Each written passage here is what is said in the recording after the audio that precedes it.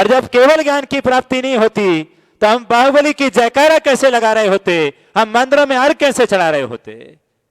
क्या इस घटना से उनके जीवन में बहुत बड़ा मोड़ आया, कितना बड़ा सबक लिया उन्होंने। इस घटना ने उन्हें परमात्मा बना दिया, सारे जग के लिए वे पूज्य हो गए, वंदनीय हो गए, और सारी धरा पर उनकी प्रतिमाएं विराजमान हो गई, लोग जय जयकारा करने लगे। ये त्याग की महिमा है, ये क्षमा की महिमा है, ये उस धर्म की महिमा है, एक पॉजिटिव सोच की महिमा है। नेगेटिव ही सोच सकते थे, लेकिन क्षमा करने का परिणाम क्या होता है, एक अच्छी विचारधारा का परिणाम क्या होता है। हम तो कभी किसी को क्षमा नहीं कर पाए होंगे, झगड़े हुए होंगे, हो सकता है भाई भाई से कभी बोला ना हो, भाई ने चक्र नहीं चलाया होगा, फिर भी भाई भाई से नहीं बोल रहा होगा। पर पाठ हमें क्या सीख क्या दी जाती है कि जीवन में घटनाएं तो सबके साथ घटती हैं, चाहे सामान्य व्यक्ति हो और चाहे बड़ा व्यक्ति हो। जीवन मिला है तो संघर्ष भी मिलेंगे, ध्यान रखना। यदि फूल मिला है तो कांटे भी मिलेंगे, घबराओ मत, दुख मिलेगा तुम्हारे लिए। जो मिला है वो जाएगा, वो ठहरने वाला नहीं है। इसलिए सीख ले लीजिए, कला सीख लीजिए जीवन के लिए कि जो जो तुम्हें मिला है उस वो तुमसे आज नहीं तो कल क्या होगा, विदा होगा, तुमसे अलविदा होगा, जाएगा। वो आज नहीं है तो कल जाएगा, रूप जाएगा, सौंदर्य जाएगा, तुम्हारे अपने जाएंगे, सब तुमसे एक दिन दूर होंगे। जो आज वादा निभा रहे हैं कल वो मुकर जाएंगे वादों से। जिन पर तुम्हें विश्वास है वही तुम्हें कंधे पर लेकर के जाएंगे, जिन पर तुम्हें विश्वास है वही तुम्हें रोता धड़पता हुआ छोड़कर चले जाएंगे। इस सत्य को स्वीकार कीजिए और इस घटना से सीख लीजिए कि ये संसार कब से है, ऐसा अनादि से है। इस संसार ने तीर्थंकरों को नहीं छोड़ा, तुम्हें क्या छोड़ेगा। इस सत्य को स्वीकार कीजिए और जानिए इस चीज के लिए।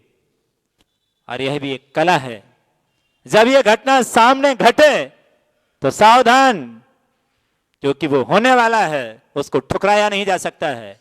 कब तक ठुकराओगे उसके लिए, कब तक भागोगे छिपकर, और कब तक छिपे रहोगे। क्या तुम्हारे छिपने से, ठुकराने से क्या वो घड़ी नहीं आएगी? वो तो आएगी ही। पर स्वागत कीजिएगा कि भगवान जब वो घड़ी मेरे सामने आए तो मैं साहस दिखा सकूं, हिम्मत दिखा सकूं, उस घड़ी को झेल सकूं। ये ताकत मुझे चाहिए, ये हिम्मत मुझे मिल जाए कि उस घड़ी को मैं झेल सकूं, देख सकूं, ज्ञाता दृष्टा बन करके। ये साहस यदि हमने प्राप्त कर लिया, इसी का नाम तो धर्म है कि तुमने जान लिया है, समझ लिया है जीवन के पाठ को, कि जीवन का पाठ ये है। इस सत्य को ठुकराया नहीं जा सकता है। इसलिए जीवन जीना भी एक कला है, इस कला को सीख लीजिए, वरना जीवन एक बला होगा। और जीवन जब बला बनेगा तो लाएगा जीवन में बलबला, क्योंकि जीवन दुख का क्या होगा, अंबार बन जाएगा, जीवन में कुछ नहीं दिखेगा। जीवन महंगा होगा और मौत सस्ती होगी। इसलिए ये प्रत्येक व्यक्ति का दायित्व है कि हम इस जीवन को अभिशाप नहीं वरदान बनाएं। घटनाओं से सीख लें, सबक लें, नफरत नहीं है, ये सब होने वाला है। जब होने वाला है तो मैं एक अच्छी सीख क्यों ना लूं इन सारी बातों से, कि जाने वाला है, छोड़ने वाला है। जो होने वाला है मैं उससे संसार का स्वरूप स्वीकार करूंगा, ऐसा ही है। मुझे नफरत नहीं होगी, वरना नफरत से भर जाऊंगा जब वो हमसे विदा लेगा। तो यहां पर उन्होंने इसी संसार को वरदान बना लिया है। उन्होंने नफरत नहीं की कि इतना राजपाट छोड़ रहा हूं, भरत मेरे से मांग रहा है। नहीं, आज भरत ने मांगा है, कल और कोई मांगेगा। क्या कोई मांगेगा नहीं? आज भाई मांग रहा है तो कोई दूसरा मांगेगा, कल बेटा मांगेगा, तीसरा मांगेगा, वो नहीं मांगेगा। छोड़ेगा कौन? तुम्हारा है क्या? कुछ देर के लिए हो, इसके बाद तो अलविदा होने वाले हो। शाम ढलने वाली है, अस्त होने वाला है जीवन का सूरज। हम भले नहीं जागे हैं, लेकिन तुम्हारे जागने से ऐसा नहीं है कि कर्म नहीं जागा है, वो सतर्क है कि चिता जलने से पहले, अपनी अस्थियां बिखरने से पहले प्रत्येक व्यक्ति को अपनी चेतना को जगा लेना चाहिए कि धुआं उठे तुम्हारी चिता जले कि उसके पहले अपनी उस चेतना को जगा लो, क्योंकि चिता तो जलना ही होगी एक दिन। दुनिया जला देगी और कोई नहीं जलाएगा, तुम्हारे अपने जलाएंगे। जब तुम्हारा अपना जलाने के लिए तैयार बैठा है, सिर्फ देर किसकी है? जलाने वालों की देर नहीं है, कफन की देर नहीं है, ले जाने वालों की देर नहीं है। पैसे तो बुलाए बुलाए नहीं लोग आएंगे, और जिस दिन तुम्हारी आंख बंद होगी, इंतजार तुम्हारी आंख का है कि तुम्हारी आंख कब क्या हो रही है, कब बंद हो रही है। उस दिन अपने आप शोर मच जाएगा और सारे लोग 1 मिनट के लिए तैयार नहीं रहेंगे, घर में रख लो। सब कहेंगे उठाओ यहां से जल्दी से। और क्या करते हैं? जिसने पूरा जीवन दिया है, जिस घर के लिए सब कुछ तो दिया है उसने, उसके लिए एक दिन तो क्या रखा जाए? क्या रखा जाए? घर में रखा जाए। एक दिन तो रख लीजिए। कोई तैयार है? रात भर भी रोना हो तो लोग कहेंगे क्या कर दो, वहां भेजाओ डॉक्टर का, वहां रखे आओ। क्या है? ताकि रात भर भी क्या नहीं होना चाहिए, क्योंकि नींद हराम होगी और रात भर घर में रहेगा तो लोग रोएंगे। इसलिए हमें रात भर डिस्टर्ब नहीं चाहिए। रात भर क्या कर दो, सुबह जिस टाइम ले जाएंगे उस दिन क्या करेंगे? लेके आ जाएंगे। सोचिए, वही व्यक्ति था, आज वो व्यक्ति क्या हो चला है? सोचिए क्या संसार का दृश्य है। सारी दुनिया को यथार्थता का दर्पण दिखा रहा है, सारी दुनिया के लिए। इसलिए उस यात्रा के लिए, उस मुर्दे के लिए मंगल कहा शास्त्रों में, अमंगल नहीं कहा। अर्थी मिल जाए तो क्या है, जिंदा आदमी अमंगल हो सकता है, लेकिन अर्थी अमंगल नहीं होगी, वो मंगल ही होगी। यात्रा में मिल जाए तो मंगल कहा उसके लिए, क्योंकि संसार की असारता का दिग्दर्शन कराता है, दिखाता है सारी दुनिया के लिए कि देखो क्या संसार है। एक दुनिया बसाने चला है तो एक दुनिया मिटाने चला है। सोचिए, दोनों अर्थी जा रहे हैं, एक डोली पर जा रही है और एक अर्थी पर जा रही है। सोचिए ये कैसी पीड़ा है, कैसा दृश्य संसार का। तो इन सारे दृश्यों को देखकर हम इसको परिवर्तन तो नहीं कर सकते, रोक तो नहीं सकते हैं संसार के स्वरूप को, लेकिन हम खुद की मनस्थिति को बदल सकते हैं, खुद के जीवन में परिवर्तन कर सकते हैं। और हम जागरूक होकर के और अपने कर्तव्य के प्रति, कि जब छोटा सा जीवन है तब राग द्वेष क्यों, इतनी बुराइयां क्यों, इतने झगड़े क्यों, इतनी सारी लालसाएं क्यों? जीवन का पल भर का भरोसा नहीं है। अभी यहां हो, कल आओगे कि नहीं आओगे, लेकिन अहंकार इतना बड़ा है कि जैसे सदियों हमें जीना हो। जीवन का पल भर भी भरोसा नहीं है, जिंदगी झंड है फिर भी घमंड है। जिंदगी का पल भर भी भरोसा नहीं है। तब हमारे इस परिस्थिति में स्वयं को सावधान होने की जरूरत है और संभालने की जरूरत है। यथार्थता को स्वीकार करने की जरूरत है कि हम समझें और समझकर इस दुनिया की आधुनिकता की ओर भागने वाले उन भगवान महावीर के स्वरूप को जानें कि उन्होंने जो हमारे जीवन में जो ज्योति जलाई, अहिंसा का जो दीप दिया है, बेसहारों के लिए जो सहारा दिया है। संसार का स्वरूप ऐसा नहीं होता तो तीर्थंकर पागल नहीं थे जो छोड़ के चले गए। क्या थे? संसार का ऐसा स्वरूप नहीं होता तो वे संसार से क्यों जाते? संसार विषय सुख होता, तीर्थंकर काहे त्यागे, काहे को शिव साधन करते, संयम सो अनुराग है। क्या जरूरत पड़ गई थी? मतलब उस मार्ग की ओर गए हैं तो हम सबके लिए बहुत बड़ी सीख दे के गए हैं कि जीवन में संघर्ष मिलेंगे, सारी अवस्थाएं होंगी, पर हमें अपने जीवन को संभाल कर रखना है।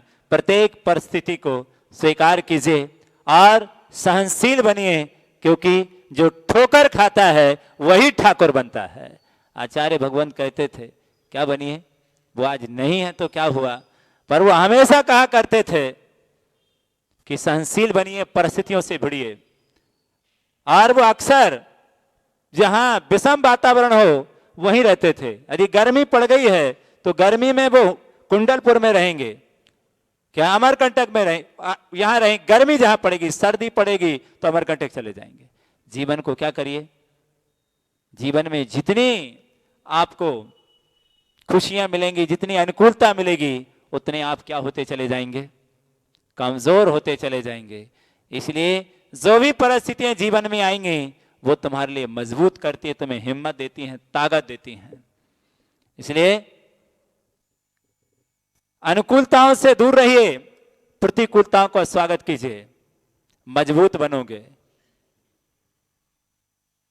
जितनी प्रतिकूलताएं जीवन में आएंगी, जितने संघर्ष आएंगे, उतनी नई नई सीख तुम्हारे जीवन में मिलेगी और आगे बढ़ने का हौसला मिलेगा। जब बच्चे को जब आगे नहीं बढ़ता है, अनुकूलता इतनी सारी दी जाती है, तो जरा सी जब परिस्थिति आती है तो डर जाता है, भयभीत हो जाता है, क्योंकि उसके अपने जीवन में कभी संघर्ष नहीं मिले हैं। राजा बनाने से पहले कहा जाता है कि जिसको राजा बनाया जाता था उसको अनेक प्रकार के संघर्षों से गुजारा जाता था। क्यों गुजारा जाता था? भूखे प्यासे दंड दिया जाता था। क्यों ऐसा किया जाता था? क्योंकि उसे राजा बनना है। गुरुकुलों की परंपरा थी, कहते एक राजकुमार को राजा बनाना था। अब गुरुकुल में पढ़ता था तो सबसे ज्यादा उसको कष्ट दिए जाते थे। जब जाते जाते वक्त उसके गुरु से उसने पूछा कि तुमने सारे शिष्यों को सब कुछ किया, लेकिन मुझे सबसे ज्यादा आपने प्रताड़ित किया है, ऐसा क्यों? तो उसने कहा तुम्हारे लिए मुझे राजा बनाना है, क्योंकि तुम जरा जरा सी बातों में यदि आंदोलित हो जाओगे, तुम सहनशील नहीं होगे, तो राज कैसे चला पाओगे? क्योंकि तुम्हें सहनशील होना बहुत जरूरी है। इसलिए मैंने तुम्हें ज्यादा प्रताड़ित किया, तुम्हारी ज्यादा परीक्षा ली है, क्योंकि जिनकी परीक्षा कम ली उनको राजा नहीं बनना था। तुम्हें क्या बनाना था? मुझे इस देश का राजा बनाना है। जिसके हाथ में देश की कमान हो वो व्यक्ति अधीर नहीं होना चाहिए, वह व्यक्ति साहसी होना चाहिए, पुरुषार्थी होना चाहिए, धैर्यवान होना चाहिए, मजबूत होना चाहिए। क्योंकि जिस देश की कमान मजबूत हाथों में होगी वह देश कभी क्या नहीं होगा? कमजोर नहीं होगा। और जिसके जीवन की बागडोर कमजोर हाथों में होगी, क्या होगा? मजबूत नहीं हो सकता है। पिता अपनी बेटी पिता का हाथ पकड़ के चल रही थी, नदी पार कर रही थी पुल पे से। अब नदी जब पार कर रही थी वो बेटी, जैसे ही नदी आई, बहाव आया, तो उसने अपना हाथ अपने पिताजी के हाथों में दिया। पिताजी ने कहा बेटा, हमने हाथ पकड़ा या तुमने हाथ पकड़ा, बात तो एक ही है। हमने तुम्हारा हाथ संभाला या तुमने हमारा संभाल लिया, बात गड़बड़ क्या है इसमें? कोई भी पकड़ सकता है हाथ। पर उस बेटी ने कहा नहीं पिताजी, बात यह नहीं है कि आप हमारा हाथ हम आपका हाथ पकड़ें, आप हमारा हाथ पकड़िए, क्योंकि मजबूत हाथों में यदि मेरा हाथ होगा तो मैं नदी क्या हो जाऊंगी?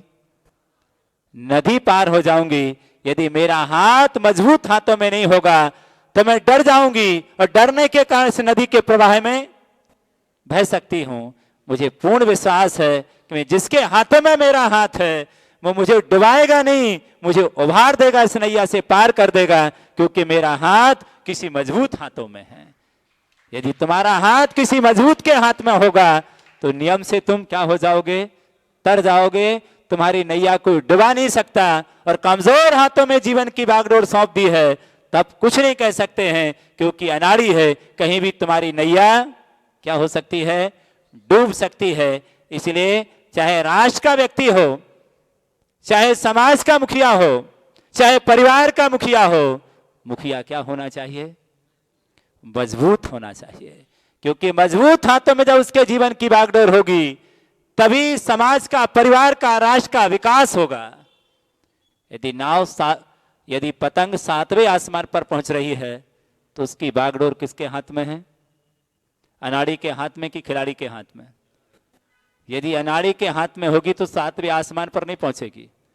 इसका मायना है जितनी ऊंचाई को वो छू रही है तो उसकी बागडोर किसी खिलाड़ी के हाथ में है, किसी समझदार व्यक्ति के हाथ में है, उसकी डोर किसी मजबूत व्यक्ति के हाथ में है।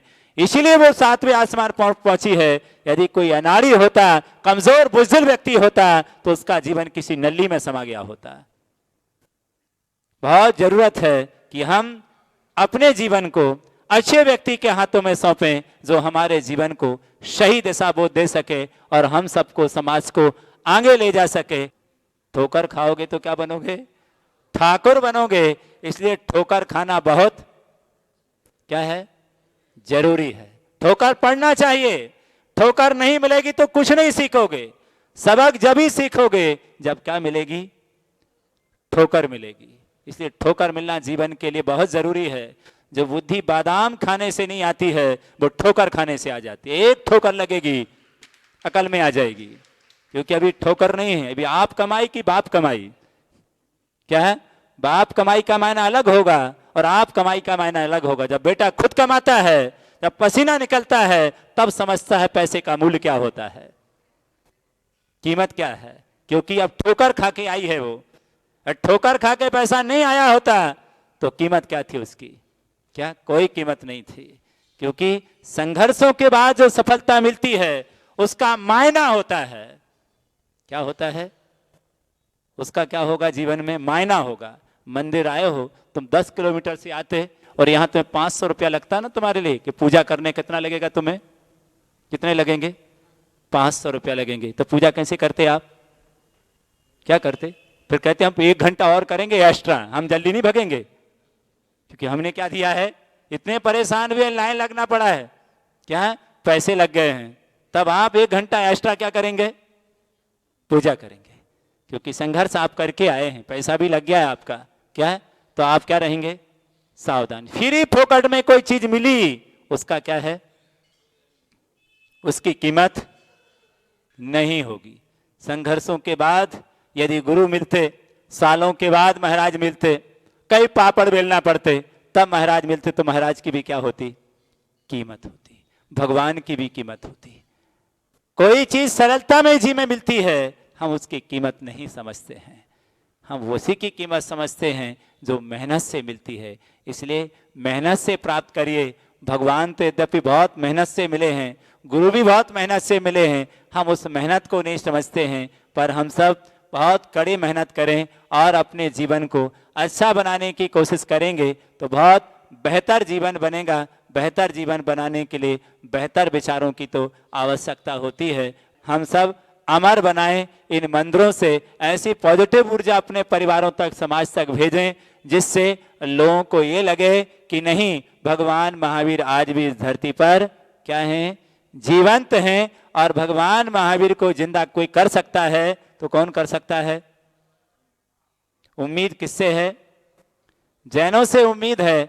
हम सबका दायित्व है कि हम ऐसे संस्कार देके जाएं कि जब तक हमारी पीढ़ी रहे इस धरती पर, तब तक महावीर की जय घोष होती रहे इस नगर में। ये संस्कार देना हमारा अपना क्या है? दायित्व है। इन सारे संस्कारों को हम अच्छी तरह से देने का प्रयास करेंगे। शेष चर्चा आगामी आने वाले समय पर करेंगे। बोलिए अहिंसा परमो धर्म की।